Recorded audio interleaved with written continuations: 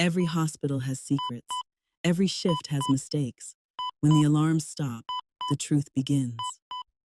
I had been a nurse for 7 years when it happened. 7 years without a single write-up.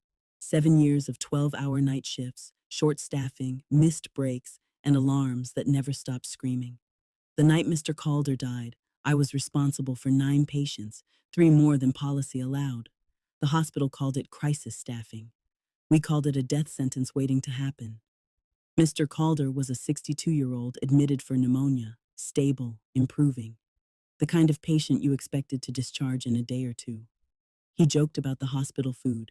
He told me about his granddaughter. He thanked me every time I entered the room. At 2:17 a.m., his oxygen saturation dipped. At 2:19 a.m., another patient's IV pump alarmed. At 2:21 a.m., a confused dementia patient tried to climb out of bed. At 2:24 a.m., pharmacy sent a medication override warning. And at 2:26 a.m., I made the worst mistake of my career. The medication vial looked identical. Same color, same font, same size. The only difference was a thin red stripe I didn't see under fluorescent lights and exhaustion. I administered the drug. Within seconds, Mr. Calder's monitor screamed, heart rate plummeting, oxygen dropping, blood pressure crashing. I froze, then ran. Code blue, room 417. The room filled instantly. Too many hands, too many voices, someone shouting doses, someone else yelling times. But I already knew. I had given him a medication that slowed respiratory drive to a patient already struggling to breathe. He never woke up.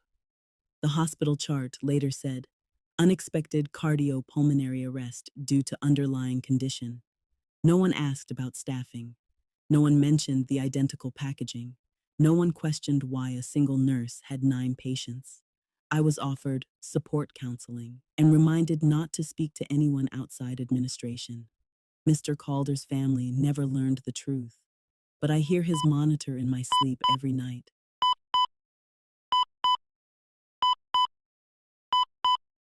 I worked triage in the ER, the front line where seconds mattered and assumptions killed.